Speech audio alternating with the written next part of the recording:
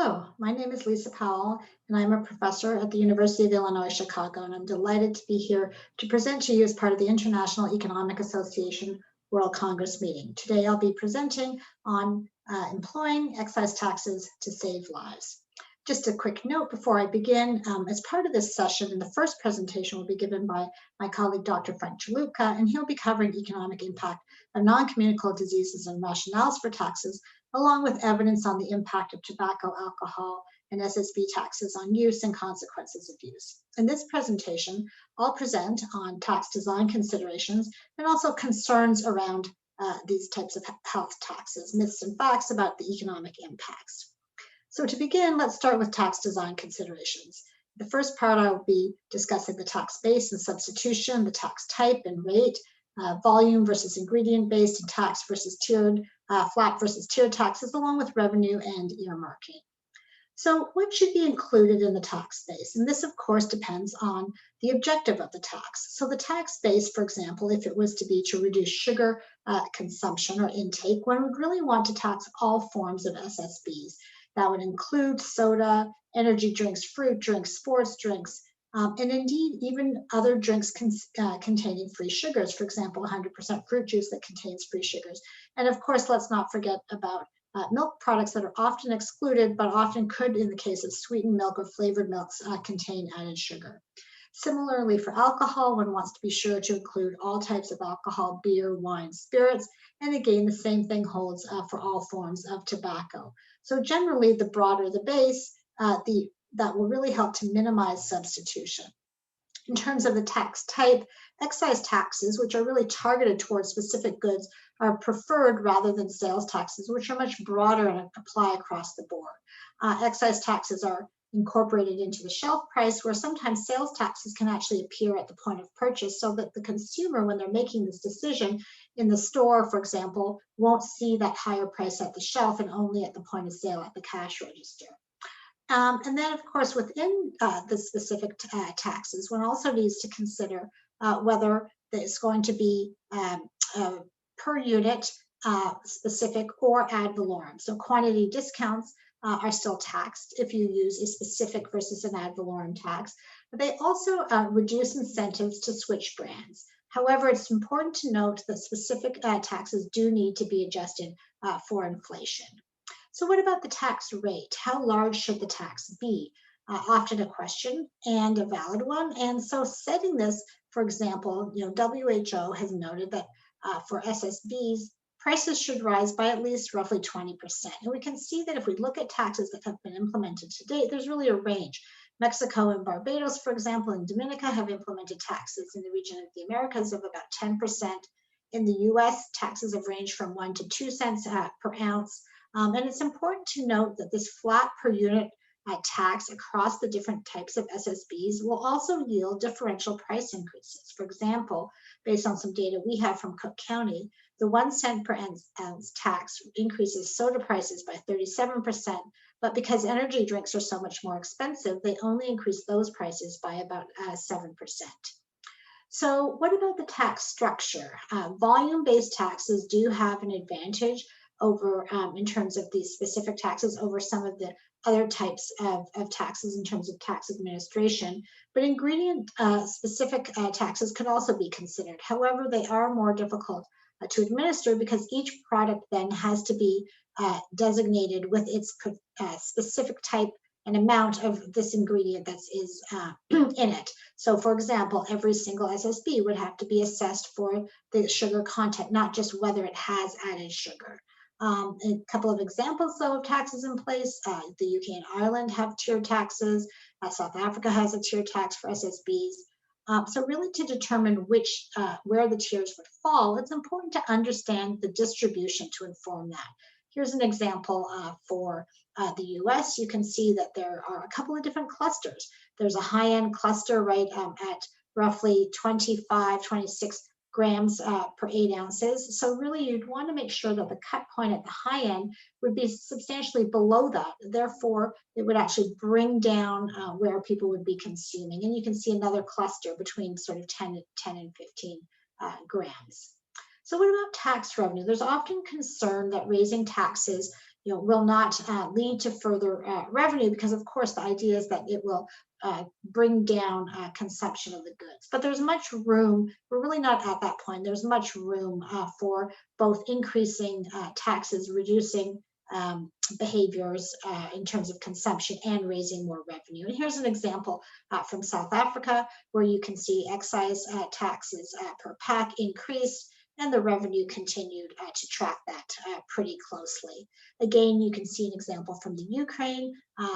Taxes increased tenfold, and cigarette tax revenue, not the same amount, not one for one, but it increased sixfold. So again, increases in revenue. So what about earmarking? Earmarking is the idea of really specifying that the revenue would be used for specific programs, for example. So a portion of this tax could be earmarked, and this can be really helpful in terms of garnering public support. And it really should be noted that this could be done as a hard earmark, where it's actually written into the ordinance or the law, or it can be soft earmarking, where the government makes specific promises or directs the funds to certain areas. So earmarking can complement public health initiatives, for example, with respect to tobacco, quit lines, or alcohol addiction programs, nutrition, education, physical activity programs, infrastructure. Earmarking toward low income and minority populations can help address issues related to tax regressivity. It can help to reduce health disparities. And earmarking to economic development can help with structural shifts, for example, helping farmers to change the types of crops that they might be planting. So what about concerns related to economic impacts? There's a number of oppositional arguments to health taxes that are often raised, including, but not limited to, tax avoidance and evasion, regressivity, and job loss. In terms of tax avoidance, one example is cross-border shopping. And here, though, it's really mostly relevant for local area taxes. So evidence, for example, for the local level taxes that have been introduced in the US on sugar-sweetened beverage taxes evaluates really mixed results. In Seattle, there was no cross-border shopping found. In Cook County, it was offset by 22%, 24% Philadelphia, and much higher in Oakland by 46%. So it's particularly important to note that this really depends on the local jurisdiction. How close is the main population to the border? Is it easy to get across the border? So these are things that each jurisdiction is going to need to take into consideration. And it also suggests that perhaps broader geographic covering taxes, or at state level or country level, would be more efficient in terms of potentially reducing this cross-border shopping offset. What about tax evasion? One example here are the concerns that really, actually, you can see that actually as the prices increased, the illicit trade as a share of the legal cigarette consumption, there's evidence that that's actually come down. So there's not this relationship that as taxes going up per se would be leading to illicit trade. And again, smuggling seems to be really related more in sense to this transparency index, where you can see that as there's greater transparency, illegal cigarette trade volume is lower.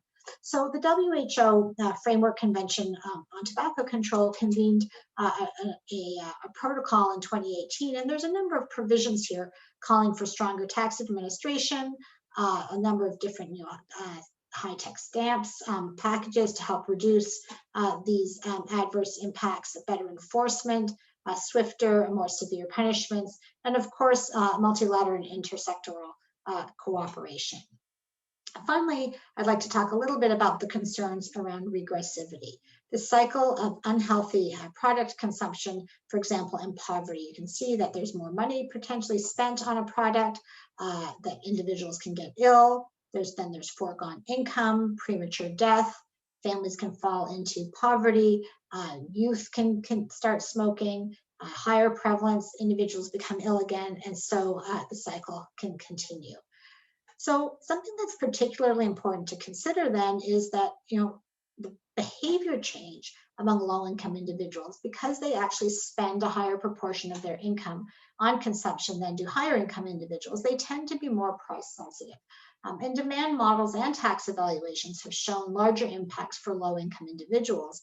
So because of the fact that they would actually reduce their consumption of these taxed products, which are harmful to health, to a greater extent, we really need to be thinking about making sure we're framing the regressivity argument around progressive health benefits. Of course, using consumption taxes is not a progressive means of just generally raising revenue, but the point here is actually to reduce consumption and improve health. And this, of course, in turn will reduce healthcare spending, increase productivity, and lead to higher incomes. And also, it should be noted that really we want to think about the context of these health taxes in the overall fiscal system and what is done with the revenues. And this gets back to a little bit before what we were talking about is earmarking. So in this instance, that really low-income individuals, the impact could actually be positive if these tax revenues are used to support programs that target these particular low-income populations. So this is a strong recommendation often in terms of addressing regressivity to use the tax revenue to redirect funds to the poor. Finally, what about job loss? Here, industry argues that tobacco, alcohol, and SSB taxes will lead to job losses, but models really need to account for substitution and income effects in tax revenue. Really, the point here is that the money does not disappear from the economy, rather it's simply spent on other goods or services, and often even by the same producers. If you're taxing SSBs, for example, individuals might actually just switch from a regular soda to diet soda or water, often made by the same beverage company. And there have been a number of peer-reviewed, non-industry funded, it's important to note, studies that have found no overall adverse impact on jobs or employment in terms of tobacco, alcohol, or SSB taxes. And there's a number of these different studies that have been published looking at both employment and unemployment. So finally, I just wanted to end by noting that really, in terms of thinking about what is this process we need to think about for progress, in terms of developing health taxes, we need to understand the context and the health issues and the full range of costs, provide the evidence base, including substitution and impacts on health. And these earlier too, my colleague, as I mentioned, Frank Chaluka, will be discussing those in his presentation. And then we need to think about tax design considerations. What type of tax, the base, the structure. It's often helpful to estimate the tax revenue in advance and sort of plan out and be very clear whether or not you would be earmarking and what that would be for. And then also to really address concerns. These are real concerns, but then to address them with facts and evidence around tax avoidance and evasion, and really showing that there's limited offsets here, regressivity, discussing the progressive health benefits and how the tax revenue can be redistributed. And then the issue on job loss, which is very concerning for many, but really noting that overall, the studies have shown that in fact, there is no overall job loss. And finally, something that we did not address in this in my presentation or in the earlier one is really this need related to ease the burden of implementation and have a clear plan. But that's particularly important in the planning stages of the tax. So overall, a comprehensive policy is needed. Health taxes should be considered as one component. For example, if one's going to tax SSBs, you then need to make sure that alternatives are available, safe drinking water, for example. So again, an example of what tax revenue could be invested in is to provide infrastructure for safe drinking water. So a comprehensive evaluation of intended and unintended effects is critical to inform effective policy development. This is my information. Feel free, I know in this virtual context we don't have a Q&A session, but please do feel free to reach out to me. My email is Powell L, so that's Powell with 3 L's, @uic.edu.